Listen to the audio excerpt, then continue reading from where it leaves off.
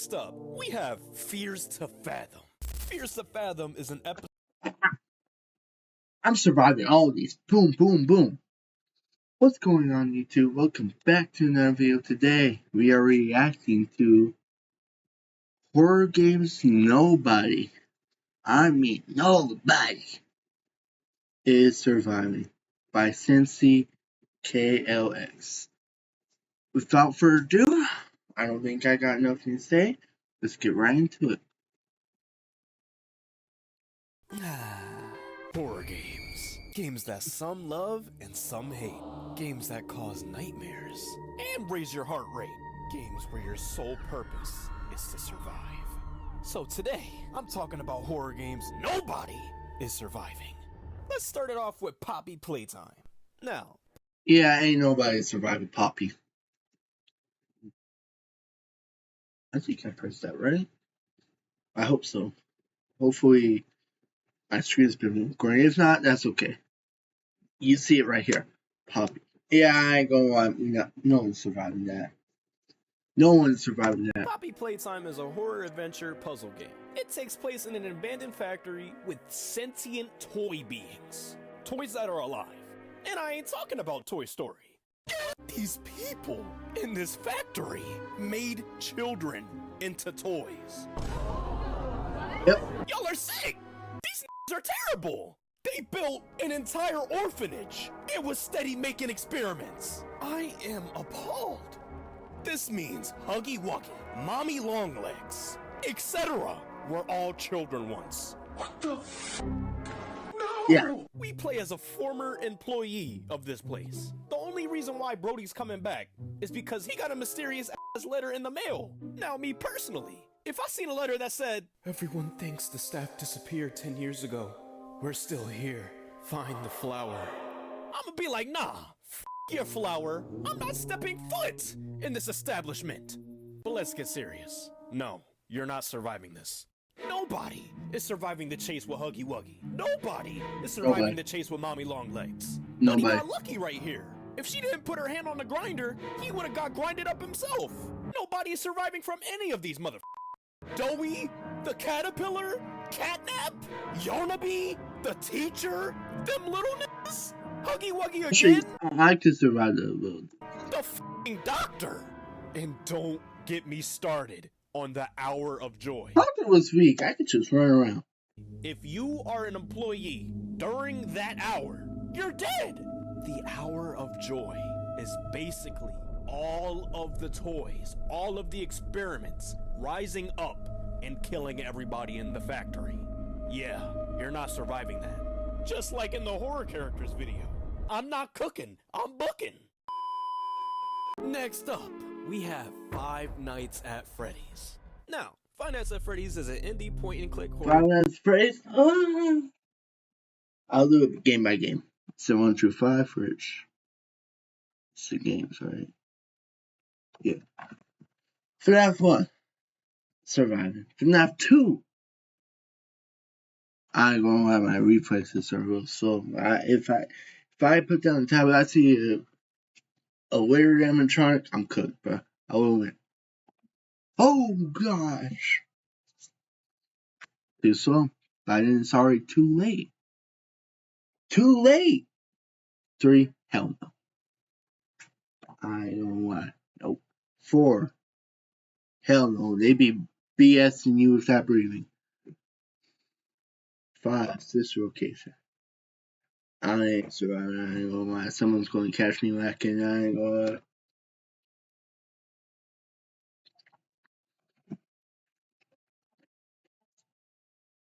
Pizzeria simulator?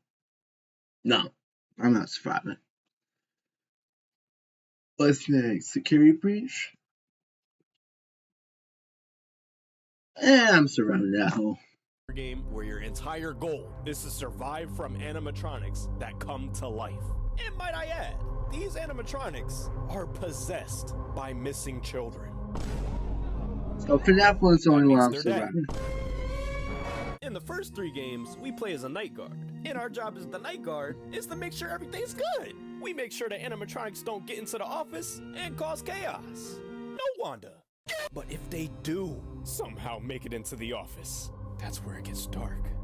You see, these You're animatronics, dead. when they look at you, they think you're a bare endoskeleton without its costume on. So you know what that means.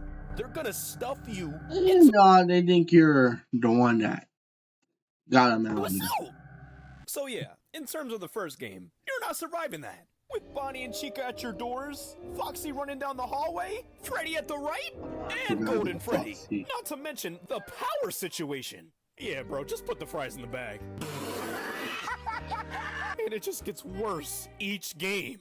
In FNAF 2, you go against the toy animatronics and the old ones. I'd still To beat it up. defend yourself, they give you a flashlight and they give you a Freddy head mask. And when you put on that mask, they think you're an animatronic. But the moment you take that off, you dead. But some of them animatronics aren't fooled, like Foxy. Foxy, you gotta constantly flash him at the end of the hallway. And then on top of that, No you have to diddy. make sure the music box is wound up. If it's not, then the puppet's coming after you. You might as well open a gate to heaven right now. Yeah, you're not surviving that. Damn. And then to make things even worse, some of these motherfuckers go through the vents. And don't even get me started about FNAF 3. FNAF 3, you go against the Phantom I'm animatronic 100% not and surviving Springtrap. that. Springtrap ain't trying to put you in a suit. He trying to put you in the grave. Mind you, this is the guy that killed those kids and stuffed them into the suits. And might I add, these animatronics are possessed by missing children. Yeah, he's the main culprit. The hell no! To defend yourself, they give you an audio device. You can play the audio in any camera you want, and that draws Springtrap to that area. And when you move to the left, they give you a control panel where you have to reboot ventilation, camera system, and the audio device. If you use the audio device too many times, you gotta reboot. If you're on the cameras for too long, gotta reboot. And when you gotta breathe, you gotta recode that ventilation. And then to end it off, And it takes you a have long beat time. cameras to see where Springtrap's gonna be. And you can also close doors to seal that man in there. Now, since I explained everything, do you think you can survive this? Hell no, you're not surviving any of these games. But that fun, I'm good. With the Phantom animatronics, they're meant Everything to throw you else- off. They're hallucinations. And then Springtrap, he's literally a killer. He's the purple guy. Kratos said it best. So what do you say? No. But FNAF 4, Whoa.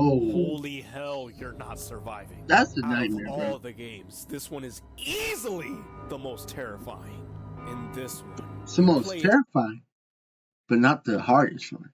FNAF 3 is the hardest one, bro. as a 5, 6, 7-year-old in a bedroom against the nightmare animatronics. These terrifying behemoths.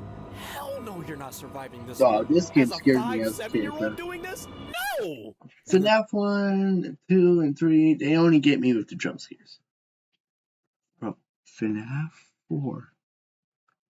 Aura. Atmosphere. True horror, bro.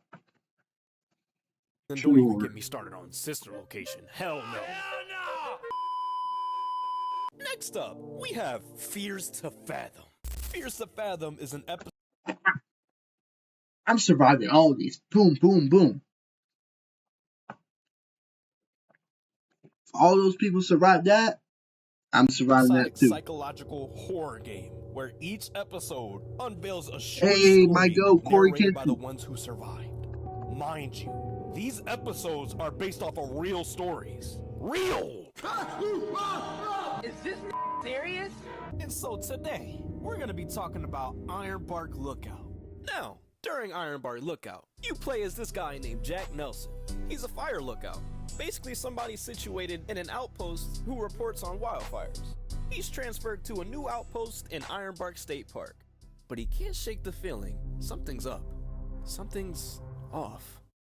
We start the game with Buddy driving in his RV. He's like, I'm hungry, and stops by a local diner. And while he's at the diner, he starts talking to some of the locals. The locals start bringing up news about 3 missing kids. Hikers, tourists, all going missing. And it all leads back to the park. We fast forward to Jack getting his key and access to his outpost by the park ranger, Billy. And as he's about to leave up to go to his outpost, Billy stops him and says, "Don't travel any further than half a mile or so north of your tower. It's dangerous woods out there, pal." Oh, okay. Got it. We fast forward to Jack settling in. He hops on his computer and watches an introduction video to the park. He finds out exactly what he has to do and gets to work. He gets the wood, takes the wind readings, and inputs the data to the form. Ain't that swell? Then Buddy calls it a night. He got the job finished. Fast forward to night 2, Buddy is out looking at the beautiful view, just taking it in. But this next moment is where everything starts turning left. Buddy looks left and sees white smoke in the distance. White smoke, that means campers are out there. They not supposed to be out there. And then to make things even worse, that's out north. Remember what Billy said? Don't go north. Don't travel any further than half a mile or so north of your tower. It's dangerous woods out there, pal. But guess what? Yeah, second You have half is to. about You stuff. gotta put out the fire. So we fast forward to Jack walking the path. The sun's all the way out now, which just makes everything worse. Bad enough, Buddy, in the wilderness, but the wilderness in the dark? Oh, hell no! We are not Coyote Peterson. Hell no! No brave wilderness. Jack follows the smoke trail into an empty campsite. Desolate. Abandoned. Everyone out of sight. No Psylocke. The only presence felt is a subtle whistle in the distance. A strange whistle. But Jack doesn't pay any mind. He picks up a pot, fills it with water, and puts out that fire. And he travels back to his outpost and heads to bed. Jack wakes up 2 in the morning. He looks up and sees a figure in his window. No. He gets up to look, but right when Jack looks at the window, the figure ducks. He turns on the light. Jack, if you keep seeing me look over here, that's where the noise came. I have it on my phone. So if you see me looking there, don't worry about it. And sits back in pure terror. He finally builds the courage to open the door. And what he sees next, nobody would have thought. He opens the door to see a bull skull and candles lit. Oh, hell no! And what makes Nope. this even more terrifying is that a week later, he's out looking with his binoculars. He peeps across the river a campfire with cult members all around it. What is going on here? Buddy takes a picture Yep. and they all scramble like eggs.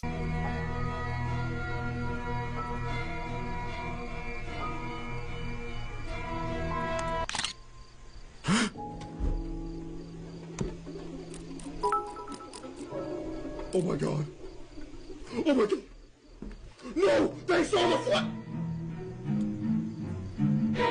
They saw the flash! They saw the flash!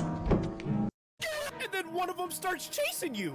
Jack hides under his bed and sees Buddy open his door. He's gotta be extra quiet. I know Buddy's sweating under there. See, another reason why I'm surviving the character is called Jack. Was he actually called Jack? Or did this guy make him up? Either way, but that's how you know I'm surviving. The cult member looks around, but can't find him, and walks out. After a minute, Jack gets up, opens the door, and makes a run for it. But he runs, and gets to his RV. And that is the end of Ironbark Lookout.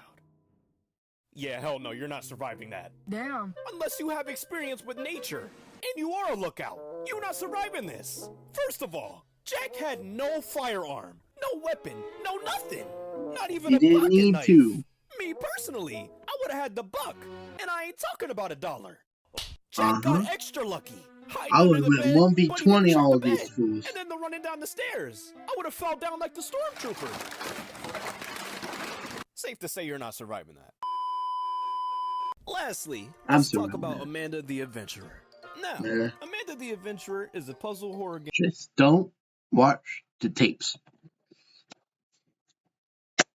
I'm surviving. Game where you play as Riley Park, a woman who gets swept up in the mystery revolving the show Amanda the Adventurer. Think of Dora, but black, and Boots as a lamb, mixed in with the ring. Hell no! Hell no! That's basically the game. You collect old VHS tapes of different episodes of the show, and it starts out holly and jolly. However, the more you dig deep into these tapes, the more twisted and dark they get. Like that one time, in one of the episodes, they had a whole blick laying in the grass, Yeah, and a knife. And don't get me started on the dead fox. Hell, she even tried to kill her sidekick in one of the episodes. No, girl, absolutely not. And then in another tape, it shows a kid watching the show. And then moments later, she goes missing. She disappeared. No Sue Storm. The front door wide open. Yeah, these tapes are no joke. And then on top of that, you have to find Shit, clues. don't watch them. Like, nah, this ain't no Blues Clues. That's what I'm doing. You I'm gotta be a not real watching. detective in this shit. Not to mention, finding different clues leads to different endings. Ain't nobody got time for that. So short answer, no, you're not surviving this. Unless you're a detective, a real detective. No Joe. What? But if you gotta fight against the bad ending version of Amanda, this thing, unless you I got ain't the gonna plot, lie. If that thing does come out, I'm dead. I'm you're dead. not doing nothing. She fast as shit. I sincerely hope you enjoyed this video. If you want me to make another video like this or part 2, let me know in the comments. You better answer. If you don't, you like mustard in your oatmeal. I don't know. But sincerely, if you Mustard. enjoyed, lick that like button. Yeah. Hey man, W video. Go ahead and do another one, bro. That was tough. So anyways, like, subscribe, comment down below your thoughts of the video, and without the way, I'll see y'all later. Peace.